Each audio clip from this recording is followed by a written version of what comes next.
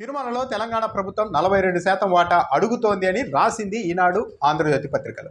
ఆ అంశాన్ని వైఎస్ఆర్ కాంగ్రెస్ పార్టీ ప్రశ్నించింది. మీరు ఇవ్వబోతున్నారా, ఎందుకు ఒప్పుకుంటున్నారు దీనికి అని. ఆ వెంటనే తెలుగుదేశం పార్టీ తన అధికారిక ట్విట్టర్ ఖాతాలో జగన్మోహన్ రెడ్డి మీద విరుచుకుపడింది. మా వెంకన్న జోలికి రావద్దు, బూడిది కూడా మిగలదు అంటూ రకరకాలుగా అనుచితంగా ఒక ట్వీట్ చేశారు. ఇంకా ఆ వెంటనే తెలుగుదేశం పార్టీకి సంబంధించిన నెటిజన్లు గతంలో వైఎస్ఆర్ కూడా తిరుమలను 7 కొండలు కాదు 2 కొండలు అంటూ ప్రకటించాలని చూశారు. దాంతో ఎలాంటి ఫలితం అనుభవించారో అందరికీ తెలుసు అంటూ ఒక అసత్య ప్రచారాన్ని మళ్ళీ మొదలుపెట్టారు. కాబట్టి దీనికి నిజాలు ఏంటి అన్నది ప్రజలకు వివరించాల్సిన అవసరం ఉంది. కాబట్టి నిజాలు మరోసారి ప్రజలకు వివరించాల్సిన అవసరం అయితే కనిపిస్తోంది. అసలు వైఎస్ఆర్ హయాంలో 7 కొండలు 2 కొండలు అన్న వివాదం ఎలా మొదలైంది అన్నది చూస్తే, జయచంద్ర నాయుడు అనే వ్యక్తి తొలుత కోర్టుకు వెళ్ళారు. తిరుమల కూడా ఒక గ్రామమే, అక్కడ కూడా ప్రజలు ఉన్నారు కాబట్టి అక్కడ కూడా పంచాయతీ ఎన్నికలు నిర్వహించాలి అంటూ కోర్టుకు వెళ్ళారు. కానీ వైఎస్ఆర్ ప్రభుత్వం అంగీకరించలేదు. అక్కడ ఎలక్షన్లు నిర్వహిస్తే రాజకీయాలు మొదలైతే తిరుమల పవిత్రత దెబ్బతింటుంది కాబట్టి అక్కడ ఎన్నికలను నిర్వహించామని ప్రకటించారు. ఆ సమయంలో దేవాదాయ శాఖ మంత్రిగా ఉన్నది జేసీ దివాకర్ రెడ్డి. జేసీ దివాకర్ రెడ్డి ఇప్పుడు తెలుగుదేశం పార్టీలోనే ఉన్నారు.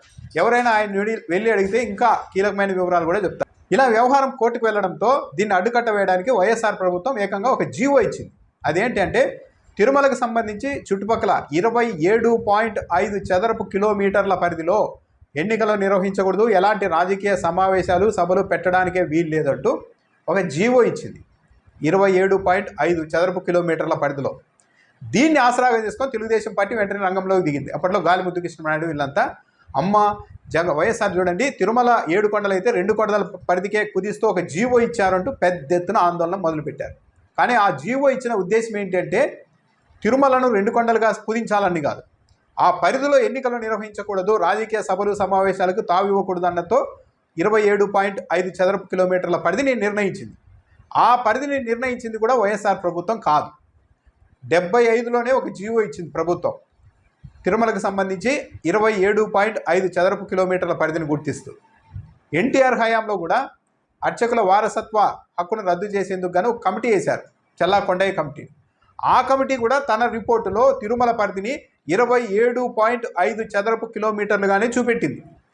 77లో ఉన్న జీవో, కొండయ్య కమిటీ ఇచ్చిన నివేదిక ఆధారంగానే వైఎస్ఆర్ ప్రభుత్వం కూడా ఈ పరిధిలో ఎన్నికలు నిర్వహించకూడదు అని మాత్రమే జీవో ఇచ్చింది.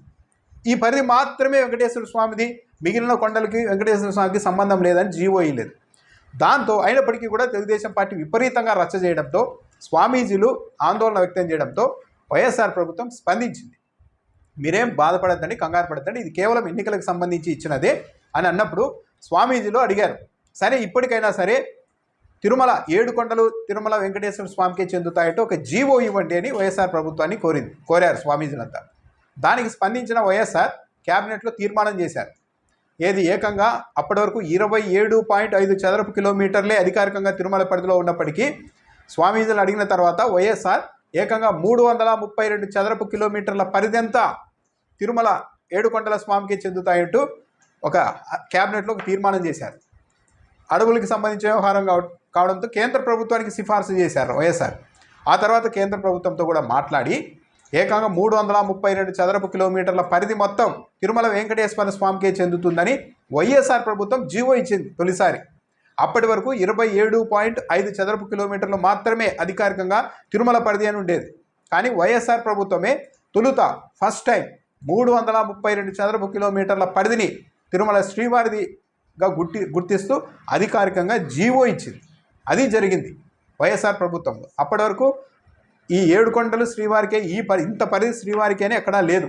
అప్పటి వరకు ఎన్టీఆర్ హయాంలో కూడా గుర్తించలేదు. 27.5 చదరపు కిలోమీటర్లు అని చెప్పారు. వైఎస్ఆర్ ప్రభుత్వం మాత్రమే 332 చదరపు కిలోమీటర్ల పరిధికి విస్తరించి అధికారికంగా జీవోనిచ్చింది. దాంతోపాటు వైఎస్ఆర్ ప్రభుత్వం తిరుమల కావచ్చు, హిందూ దేవాలయాల వద్ద ఇతర మతస్థులు ప్రచారం చేయడానికి వీలు లేకుండా జీవో ఇచ్చింది కూడా వైఎస్ఆర్ ప్రభుత్వమే. ఇది జరిగింది. కానీ మొత్తం వైఎస్ఆర్ రాజశేఖర రెడ్డి 7 కొండల్ని 2 కొండలుగా కుదించే ప్రయత్నం చేశారంటూ ఒక పచ్చి అబద్ధాన్ని ఏళ్ల తరబడి కంటిన్యూ చేస్తూనే ఉన్నారు. జనాల్ని తప్పుదోవ పట్టిస్తూనే ఉన్నారు. ఈ విషయంలో జరిగిందేంటి, తొలుత 27.5 చదరపు కిలోమీటర్ల పరిధి అన్నది 77లో ప్రభుత్వం గుర్తించింది. ఎన్టీఆర్ ప్రభుత్వం కూడా వేసిన కొండయ్య కమిటీ కూడా రిపోర్ట్లో అదే ఇచ్చింది, 27.5 చదరపు కిలోమీటర్ల పరిధినే గుర్తిస్తూ.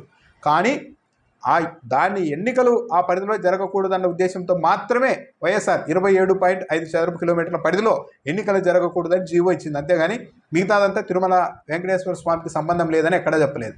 ఆ తర్వాత స్వామీజీలు ఆందోళన చెందడంతో ఏకంగా 332 చదరపు కిలోమీటర్లను తొలిసారిగా, అప్పటి వరకు లేనిది, తొలిసారిగా అధికారికంగా జీవోలు విడుదల చేసింది వైఎస్ఆర్ ప్రభుత్వం. ఈ విషయాన్ని అయితే ప్రజలు తెలుసుకోవాలి. అనవసరంగా పదే తిరుమల 7 కొండలు 2 కొండలు అంటూ ఒక అసత్యాన్ని ప్రచారం చేయడం మాత్రం చాలా దారుణం.